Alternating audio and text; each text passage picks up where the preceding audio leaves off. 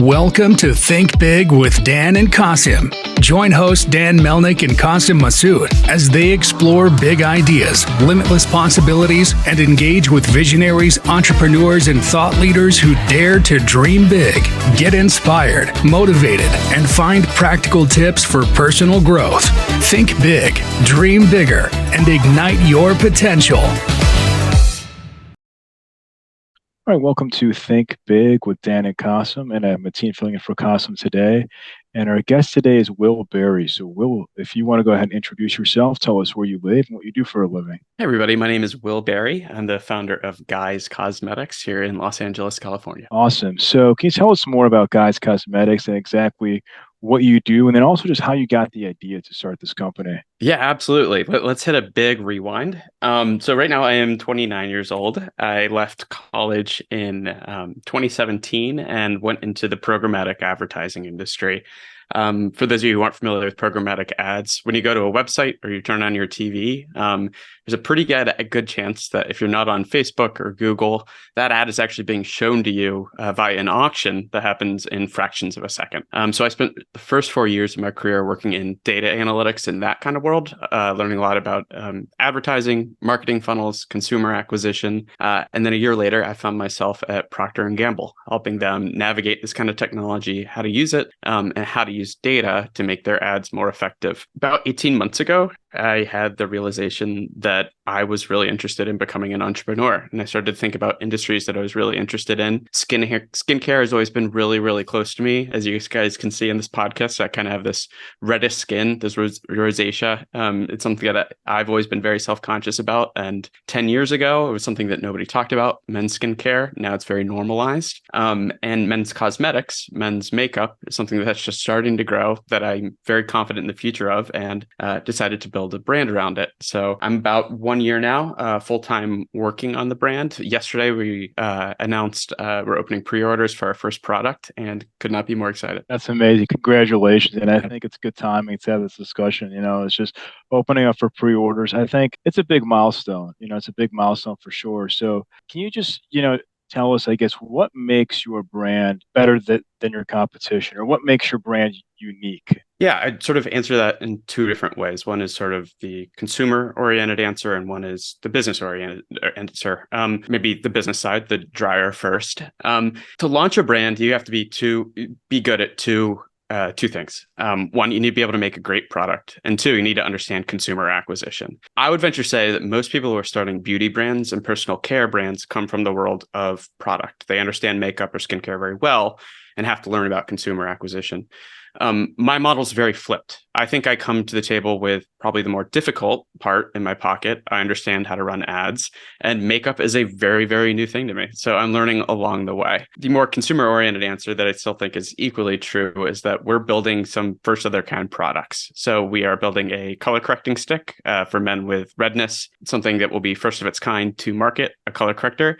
And then we're building one more product that I'm not quite ready to talk about, but we are revolutionizing what makeup could be if it were sculpted and created in a way that an everyday guy might want to put it in their briefcase on a day-to-day basis. Awesome. So in terms of making this product, were you able to find chemists that you work with? Like, how did you create this perfect formula to make this product? Yeah, great question. I'd love to say there was some genius insight that I had, but it started with a lot of kind of just gritty cold calling. About a year ago, I was spending most of my free time running through a spreadsheet, calling people saying, hey, I have an idea for these 2 or 3 products. Can you help me bring them to life? It all sort of culminated last year. I went to Las Vegas for North America's biggest beauty convention, totally by myself. And, I was walking around and 50% of people kind of just raised their eyebrows, like, what is this one guy walking around by himself doing here? He clearly doesn't know what he's talking about. And another 50% of people who are like, wow, men's cosmetics, this isn't really something that's being talked about yet, or not openly enough. Through those conventions and some very, very lucky phone calls and some pitching, managed to find 3 different manufacturers that are bringing this all together for me. Awesome. So can you talk more about those ingredients? Like, what ingredients are being used to make this product top notch? Yeah, that's a great question. I would actually say it's more so to do with the lack of certain ingredients. There are a handful of other players right now in the men's cosmetics space.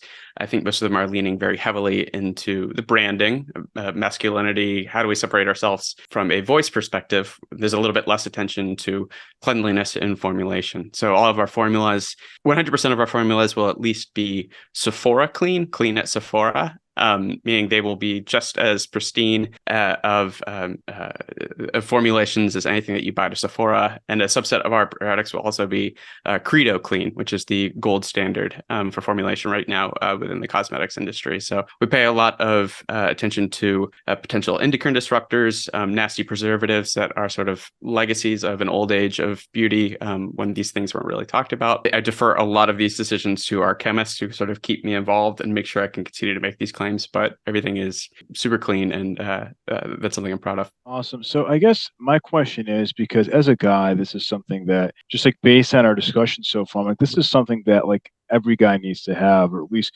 many guys need to understand, skincare and beauty care for men. So how do you go about this brand awareness? 'Cause I think that like people just, especially I think most guys aren't aware that it's something that they actually need and that something like this exists. Yeah, absolutely. I've used the phrase men's makeup a couple times already in our quick conversation. That gets a very jarring response when I talk to men if I'm out at a bar or out at a sports game or in the shopping market. And so maybe I should clarify a little bit more about the kinds of things we're making. I don't think the everyday guy wants to wear a face full of foundation or a huge amount of concealer. I don't. But I think there's a lot of room for products like the color corrector that I mentioned, or something like a tinted moisturizer. These products that sort of blur the line between cosmetics and skincare, little quick fixes that help cover up a pimple or a rash and just help you feel confident in your own skin. So I guess like just more so, I guess like how are you gonna like the word, like you mentioned, Yeah. word of mouth, talking to people, are you running marketing campaigns, going to conventions? Like how are you telling people that you even exist? Yeah, great question. When I got started about a year ago, I had this very wide vision of what our go-to-market strategy was going to look like. We're going to talk to influencers. We're going to be doing Google ads. We're going to be running, a lot of programmatic on the open web. We're going to do Facebook. We're going to do affiliate marketing. Right now, it's just me. This is a bootstrap brand. I've retained 100% of equity in the company, which I'm really excited about. But that also means that I need to be very, very careful about my bandwidth. Very intentionally, right now, we're only running paid ads. We will consider also affiliate. We will also consider influencer down the road, but seeing a lot of traction very early with paid media and planning to stick to it for the near future. Awesome. So in terms of paid ads, can you just talk more about that? Like what channels are you using? It's like Facebook, Instagram, Google ads. Like where have you seen the best ROI for your advertising dollars? Yeah, there's no question right now. Facebook is still the king of e-commerce direct-to-consumer performance-oriented marketing. If you were to sort of create tiers of different channels based on performance, I think Facebook still sits on its own. Below that, you hear a lot of people talk about TikTok is beginning to grow. Google is terrific as well. I hear more and more about Pinterest for a certain subset of brands, but that's very specific to particular categories. The shorter answer is Facebook is king, but there's a lot of avenues that are still working for a lot of brands. When it comes to Facebook, do you like is it Facebook specifically or more so Instagram? Like what does that look like for you? Yeah, I should totally clarify. By Facebook, I mean the overall umbrella of all of Facebook's entities. So most of our ads will be on Instagram, some to Facebook as well. One very interesting insight that we've had launching a men's beauty brand is when I was sort of creating customer segmentation in the early days, we're trying to think about what my target customer was going to be. I had this idea of coastal, progressive, young, wealthy. That's immediately what came to mind.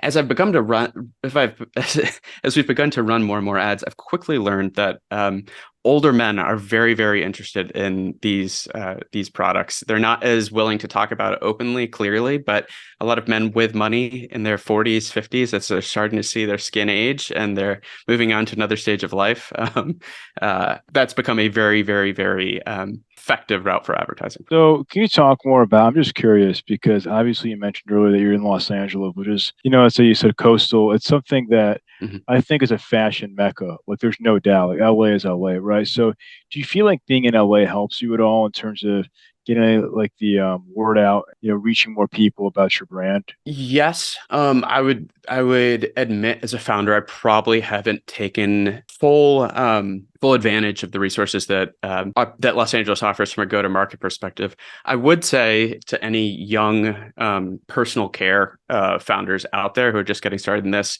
being outside New York or outside of LA or in most manufacturing happens outside of those two cities. So I think in the early days, the most important relationship that you're going to have outside of a relationship with your customers is going to be with your manufacturers. So long run, I probably won't set up shop in LA as we scale, but in the early days, as we're bringing these products together, being around my manufacturers has been really helpful. Awesome. So I'm just curious, like, what would you say is the role of technology when it comes to your business? Everything. I am a technology first founder. I think if I have a bad habit, it's that I tend to spend too much time sitting in my dashboards, sitting in Excel reports, and trying to overanalyze everything. Everything from our go-to-market strategy, which I already talked about, to all of our analytics, our email campaigns, again, our customer segmentation. Most of this is me sitting behind a few monitors in my apartment these days. We are definitely a digitally native brand, and that's our forte. Makes sense. So in terms of technology, are you utilizing AI at all in your tech stack? And if not, what do you think the AI can help you with in the future? Yeah, I've used it. I would say I've experimented some with some of these sort of bleeding edge tools, Mid-Journey for some of our creative development, GPT for some copywriting tasks. I think it's a helpful tool, but it's not an end all be all quite yet for an e-commerce brand.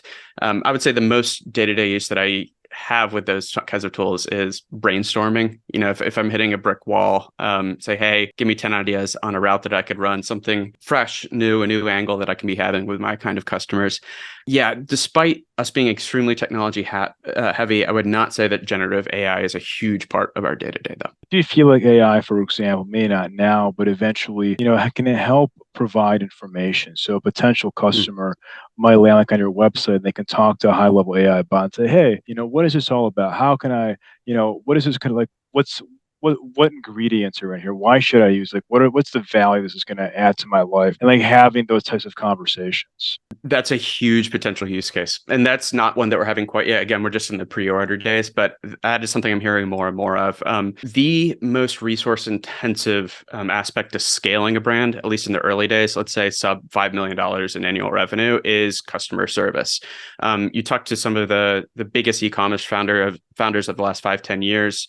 I was listening to Moise Ali on a podcast a few days ago. He said that his first 6 hires were all customer support. That's the kind of thing that I think you're 1,000,000% right on. Like that's going to help potentially me, but certainly founders in the future. If you can cut that down to 1 or 2 hires and the rest going out to a generative AI tool, that would be a huge, huge help. 100%. And I think that most people, like the reason why they wouldn't buy, because they don't have the information. And once they understand like what you're telling me and how it's going to improve their lives, and they have no reason not to buy. It's like, I think that's more of what it is. Like they need to understand the value it's going to add to their lives and how it's going to make their lives better. Yeah, 1,000,000%. One of the biggest hurdles for us is education. It's hard as a small brand. It's one thing going into skincare now, which is relatively saturated. 10 years ago, if you asked the average guy on the street what an exfoliator is, I bet 5% of them knew. Now it's probably more like 1 out of 3 or 1 out of 2. We're facing that same kind of battle. So always looking for new ways to sort of help men understand what is a concealer, what's a color corrector, what is a tinted moisturizer, that kind of stuff. 100%. So in terms of, future vision, are you focused more on D2C or, being in certain retailers? And if you want to be in certain retailers, like what are some retailers where you could really love to see your product? Yeah, I am 100% committed to direct to consumer, at least for the short run. I think that our natural advantage is going to be in our ad analytics. And the moment that as soon as I concede my customer data to a retailer, we lose a lot of our advantage, not to say the margin that we lose as well. So short run, the next 2-3 years, I think we'll be 100% direct to consumer. There's a very good chance that we go into Amazon. So I'm not sure where you'd consider that, but Amazon, Shopify would be the only 2 places I could see us in the next couple of years. In terms of data, does Amazon take that data? Is that a concern for you as well? Because you mentioned data is kind of more of an issue, right? Yep, exactly. Shopify is the focus for exactly that reason. Amazon is a very, very low-hanging fruit to most people who are building brands. So it's the one that sort of tempts me away. But retaining data through my own Shopify shop is the priority. Yeah, I think it's strange because you have a lot of people when it comes to e-com that for whatever reason, they only tend to buy from Amazon. It's like this kind of like habit that they have and this loyalty that people have to Amazon. I'm not sure why. Yeah, well, to be frank, I am that consumer. So on a day-to-day basis, I try to think about in our ad campaigns, how can we speak in unique ways? How can we provide incremental value to buy through our shop rather than going to somebody else? I am absolutely that guy who new pair of tennis shoes, pull out the Amazon app, and it's on its way. Makes sense. So you mentioned that your concern with retailers obviously is the customer data, all these things. But do you think that eventually you're going to end up going into retail? Like, do you see that, maybe going into Walgreens or CVS or places like that? I think it's possible. To be frank, the 2 or 3 brands in our space that I've seen do it have struggled. It's worked very well as an awareness play, as a secondary marketing channel. If you walk into a CVS and you see a men's concealer on the shelf, it adds a lot of legitimacy to the brand and to the category as a whole. But from an economic standpoint, I am significantly less interested in retailers for now. 100%. And it's funny because, as we always talk, we work with e-commerce brands.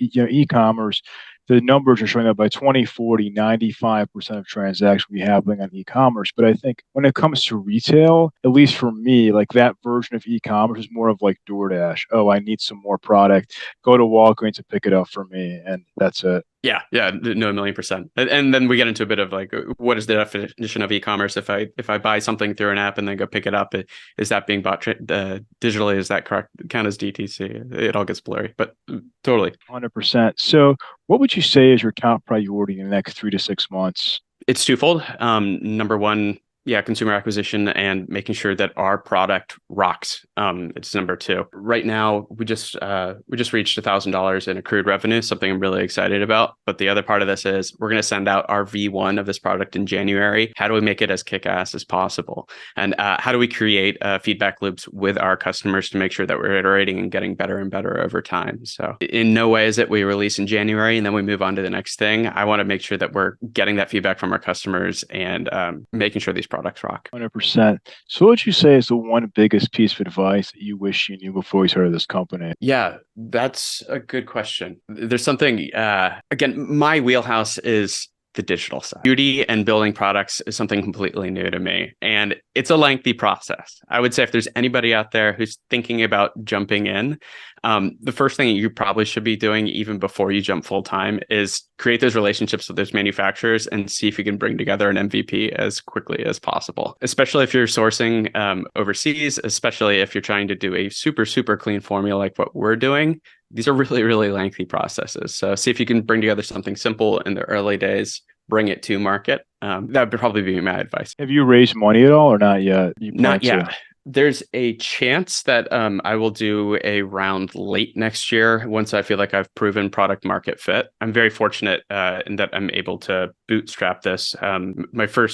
My second job out of college was at a company at the trade desk, which is it was effectively a startup when I joined, now hovering between a $30 and $50 billion market cap. So it was enough of an exit for me to be able to bootstrap and chase a dream, not enough for me to buy a yacht and sail off into the sunset. So for now, retaining my equity. Long run, I may need some nitrous for marketing, I've been saying to my friends. So if we're going to have this conversation again in 1 year from now, where do you expect things to go for your business? Yeah, we have a goal of across these 2 products, first 12 months of $400,000 in revenue in our first year. From there, I'd love to expand into more of a skincare focused line, as well as 3 or 4 more cosmetics focused line. Yeah, there's a chance that we push through that round as well. For now, the vision is very much in the short run. I'm enjoying the day to day. I'm enjoying the pressure of getting this thing off the ground. And it's really encouraging to see just in the past couple of days that we're getting some traction. So if somebody watching this wanted to reach out, do you mind sharing your website or social media handles, just best way to find your company? Totally. So you can reach us at guismen.com. Guise is Guise. I love that name. I think it's clever, but audio is probably the worst channel possible to have to explain it. GUISEMEN.com, Guys Men. You can also reach me on Twitter. I just got on there in January and enjoying it very much. X these days. I believe my handle is at It's Will Barry, BARRY. Awesome. Well, Will, thank you so much for your time. We're rooting for you. Hopefully, we can chat again in 1 year from now as your company keeps growing and expanding. I'd love that, Dan. We'll do the before and after. Sounds great. Thank you so much. Thanks. Bye. See you guys.